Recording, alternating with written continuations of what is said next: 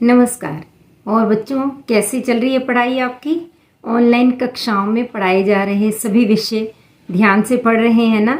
और अब तो आपकी प्रथम मूल्यांकन परीक्षा भी आने वाली है, तो उसके लिए अच्छी तरह से तैयारी कर ही रहे होंगे आप लोग। लेकिन कुछ बच्चे अपनी एक समस्या बता रहे हैं कि जब वे क्विज़ के उत्तर देते हैं तो उन्हें स्कोर तो पता चल जाता है, लेकिन किस प्रश्न का उत्तर गलत हो गया यह नहीं जान पाते, और सही उत्तर क्या होना चाहिए यह भी उन्हें पता नहीं चल पाता। जैसे एक बच्चा प्रियंका सिन्हा लिखती है, मैम क्विज के करने के बाद इसके आंसर शो नहीं होते हैं। अगर कोई क्वेश्चन गलत होगा तो हमें कैसे पता चलेगा कि कौन सा क्वेश्चन गलत है और उसका सही आंसर क्या है? Please ma'am answer my query. ऐसा अनेक बच्चों ने कमेंट बॉक्स में लिख करके बताया है। तो बच्चों, यह बात तो सही है कि परीक्षा की तैयारी के लिए समय समय पर दिए गए टेस्ट या जो आपकी कक्षा परीक्षाएं हैं अथवा क्विज हैं, ये बहुत अधिक महत्वपूर्ण है। इनकी पुनरावृत्ति करना अत्यंत आवश्यक है। और यदि आपको इस तरह की समस्या आ रही है तो आप उसे जब हमें बताएंगे, हम अवश्य उस समस्या को दूर करने का प्रयास करेंगे। तो आपकी उसी समस्या के समाधान के लिए आज की वीडियो में मैं 4 क्विज उत्तर सहित लाई हूँ। यह क्विज वह है जो कि ऑनलाइन कक्षाओं में आपको कक्षा के बाद दी जाती है। इसमें कई बच्चों ने तो 10 में से 10 अंक भी अवश्य प्राप्त किए होंगे, परंतु जिन्होंने पहले पूरे अंक लिए हैं उनके लिए भी एक ही वीडियो में पुनरावृत्ति हो जाएगी, और जिनके अंक पहले कम रह गए थे वे अपने गलत प्रश्नों के सही उत्तर जान पाएंगे। तो आज के वीडियो में हम देखेंगे 2 कवि, एक तो जयशंकर प्रसाद और दूसरे विष्णु खरे। जयशंकर प्रसाद की 2 कविताएं थी, देवसेना का गीत और कार्नेलिया का गीत। इन दोनों से संबंधित एक एक क्विज, और विष्णु खरे की भी 2 कविताएं थी, एक सत्य और दूसरी एक कम। इनसे भी संबंधित एक एक क्विज, यानी कुल 4 क्विज इस वीडियो में आपको मिलेंगी, उनके सही उत्तर मिलेंगे।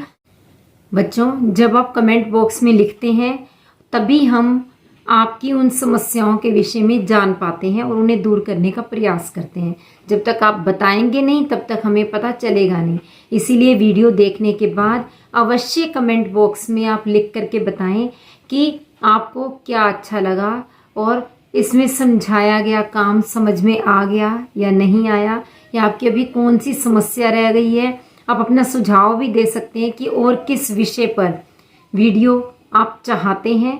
तो आज हम काव्यखंड के 2 कवियों से संबंधित ये 4 क्विज देखेंगे, और इससे अगले वीडियो में फिर गद्य खंड से संबंधित हम क्विज लेकर के आएंगे। और बच्चों, ये क्विज ऑनलाइन कक्षाओं में काफ़ी समय पहले से दी जा चुकी हैं।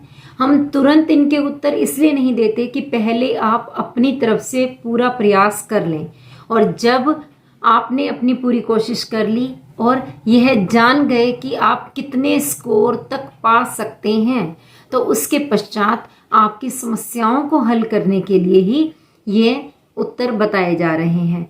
तो अगली वीडियो में भी इसी प्रकार कोई 2 कवि या कोई 2 लेखक, उनसे संबंधित क्विज लेकर के मैं उपस्थित होंगी। तब तक आप प्रयास करते रहिए और अपने पाठ्यक्रम को अच्छे से तैयार कर लीजिए। आइए सबसे पहले देखें 25 जुलाई 2020 को ऑनलाइन कक्षा में दी गई देवसेना का गीत कविता पर आधारित क्विज। पहला प्रश्न है, प्रस्तुत पाठ साहित्य की कौन सी विधा है? कविता, कहानी, गीत या महाकाव्य? तो इसका उत्तर होगा गीत। दूसरा प्रश्न, इस गीत की भाषा किस प्रकार की है? सहज और सरल खड़ी बोली, तत्सम प्रधान खड़ी बोली, ब्रज भाषा या तद्भव प्रधान खड़ी बोली?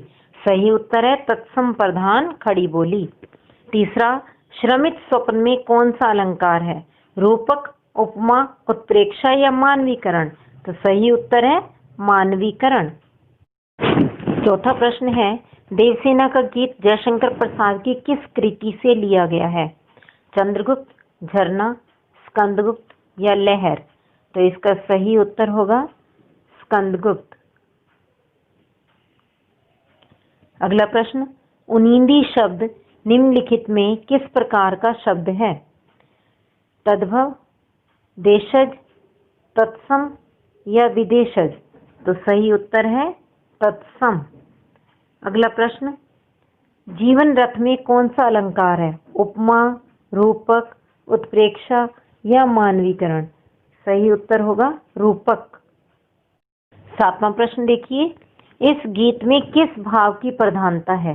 देशभक्ति, घृणा, वेदना या खुशी? सही उत्तर है वेदना। आठवां प्रश्न, तरु छाया में कौन सा समास है? द्वंद्व, कर्मधारय, तत्पुरुष या बहुव्रीहि? तरु छाया यानी तरु की छाया, तो कौन सा समास होगा? तत्पुरुष समास। अगला, नीरवता अनंत अंगड़ाई में कौन से दो अलंकार हैं? उपमा और मानवीकरण, मानवीकरण और रूपक, उत्प्रेक्षा और अनुप्रास, अनुप्रास और मानवीकरण? सही उत्तर है अनुप्रास और मानवीकरण। 10वां प्रश्न, भाषा की चित्रात्मकता से किनका निर्माण होता है? अलंकार, बिंब, रस या मुहावरा? सही उत्तर होगा बिंब। आइए अब देखते हैं दिनांक 8 अगस्त 2020 को हुई ऑनलाइन कक्षा में कार्नेलिया का गीत कविता पर आधारित क्विज। पहला प्रश्न है, निम्नलिखित में कौन छायावाद के प्रमुख कवियों में एक हैं? महावीर प्रसाद द्विवेदी, भारतेंदु हरिश्चंद्र, जयशंकर प्रसाद या मुक्तिबोध? तो सही उत्तर होगा जयशंकर प्रसाद। दूसरा प्रश्न, कार्नेलिया का गीत किस नाटक में संकलित है? स्कंदगुप्त, चंद्रगुप्त, अजातशत्रु, ध्रुव स्वामिनी? सही विकल्प है चंद्रगुप्त। तीसरा प्रश्न, कार्नेलिया किसकी पुत्री थी? सेल्यूकस, अलेक्जेंडर, निकोलस या निकोलाई? तो सही उत्तर है सेल्यूकस यानी ऑप्शन ए। चौथा प्रश्न, कार्नेलिया किस नदी के तट पर अरुण यह मधुमय देश हमारा गीत गा रही है? तो इसके 4 विकल्प देखते हैं, गंगा, झेलम, ब्रह्मपुत्र या सिंधु? सही विकल्प होगा सिंधु। अगला प्रश्न, ताम्ररस शब्द का अर्थ है घड़ा, कमल, सूर्य या चंद्रमा? सही आंसर कमल। छठा प्रश्न, कार्नेलिया का गीत में कौन सा रस प्रधान है? विभत्स रस, करुण रस, अद्भुत रस या वीर रस? उत्तर होगा अद्भुत रस। आगे देखते हैं प्रश्न संख्या 7, लघु सुर धनु से में कौन सा अलंकार है? रूपक, उपमा, उत्प्रेक्षा या यमक? तो सही उत्तर होगा उपमा। 8वां प्रश्न, हेम कुंभ ले उषा सवेरे, भरती ढुलकाती सुख मेरे, मदिर ऊँघते रहते जब, जग कर रजनी भर तारा? इस पंक्ति में किनका मानवीकरण किया गया है? उषा का, तारों का, उषा और तारे दोनों का या फिर रजनी का? तो सही विकल्प उषा और तारे दोनों का। 9वां प्रश्न, इनमें से कौन कार्नेलिया के गीत की विशेषता नहीं है? पहला, तत्सम प्रधान खड़ी बोली, दूसरा, लाक्षणिकता एवं प्रतीकात्मकता, तीसरा, सपाट बयानी, चौथा, संगीतात्मकता और गेयता? तो सही विकल्प होगा सपाट बयानी। अगला प्रश्न, कवि ने अनजान क्षितिज का प्रयोग किसके लिए किया है? विदेशी शरणार्थियों के लिए, महासागरों के लिए, विदेशी आक्रमणकारियों के लिए या पड़ोसी देशों के लिए? तो सही उत्तर है विदेशी शरणार्थियों के लिए।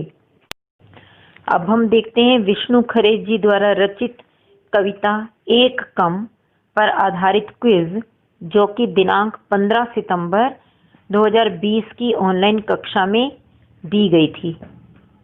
अन्य कविताएं पिछला बाकी? तो सही उत्तर होगा सरोज स्मृति, क्योंकि यह निराला द्वारा रचित है। दूसरा प्रश्न है, सिनेमा विषय पर विष्णु खरे ने कौन सी पुस्तक लिखी है?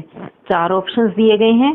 सिनेमा देखने के तरीके, सिनेमा बनाने के तरीके, सिनेमा लिखने के तरीके या सिनेमा पढ़ने के तरीके। तो सही ऑप्शन है सिनेमा पढ़ने के तरीके। अगला प्रश्न, विष्णु खरे क्या नहीं है? कवि, नाटककार, आलोचक या अनुवादक। तो सही उत्तर होगा इसका नाटककार। चौथा प्रश्न, एक कम कौन से कालखंड की कविता है? आदिकाल, भक्तिकाल, छायावाद या स्वतंत्रता के बाद की। सही उत्तर होगा स्वतंत्रता के बाद की। अगला प्रश्न देखते हैं, प्रश्न संख्या 5 है, एक कम कविता में मुख्य रूप से किस बुराई की ओर संकेत किया गया है? झूठ बोलना, नशाखोरी, बेरोजगारी या भ्रष्टाचार। तो सही उत्तर क्या होगा? भ्रष्टाचार।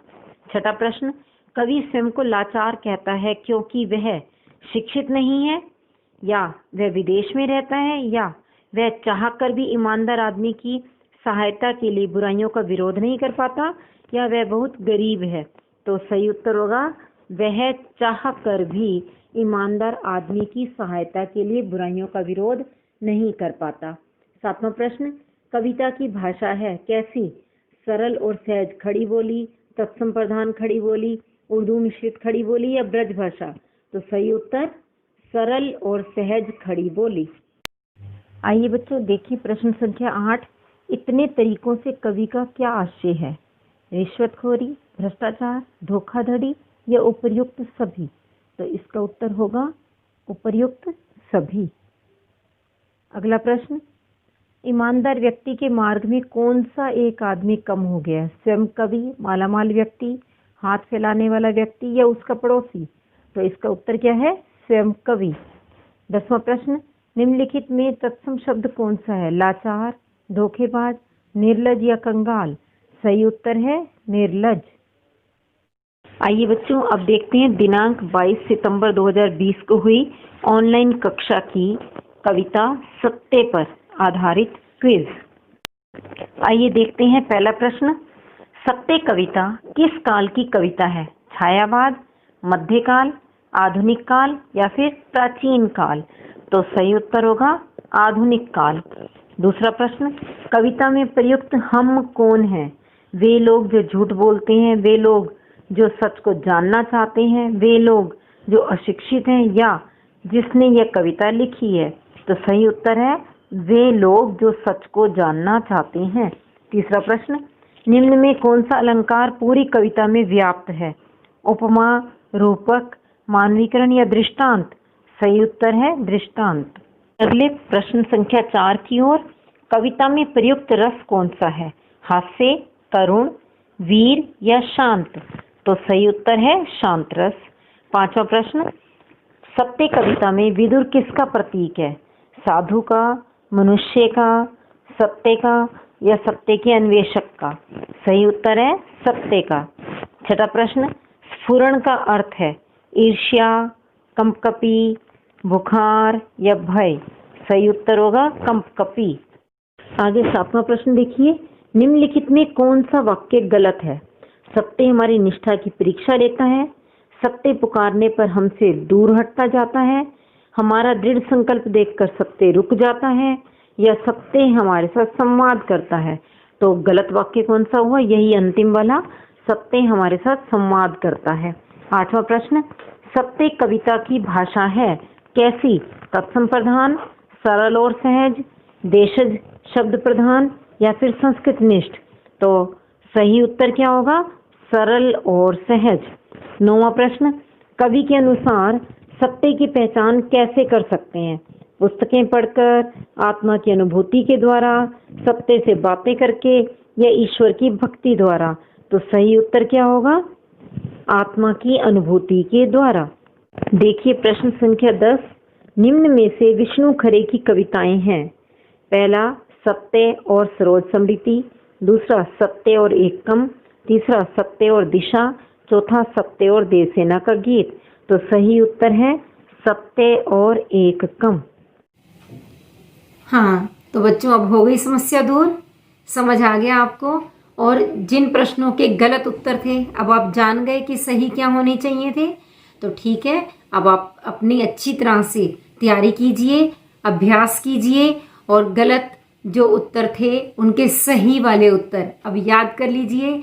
यदि आपको ये वीडियो अच्छा लगा हो, लाइक कीजिए, शेयर कीजिए, अपने बाकी मित्रों की भी मदद कीजिए जिन्हें इस प्रकार की समस्या है। और कमेंट बॉक्स में अवश्य लिखिएगा कि अब आप अगला वीडियो किस विषय पर चाहते हैं और आपकी अभी भी कौन सी समस्या है जिसे मैं दूर कर सकती हूँ।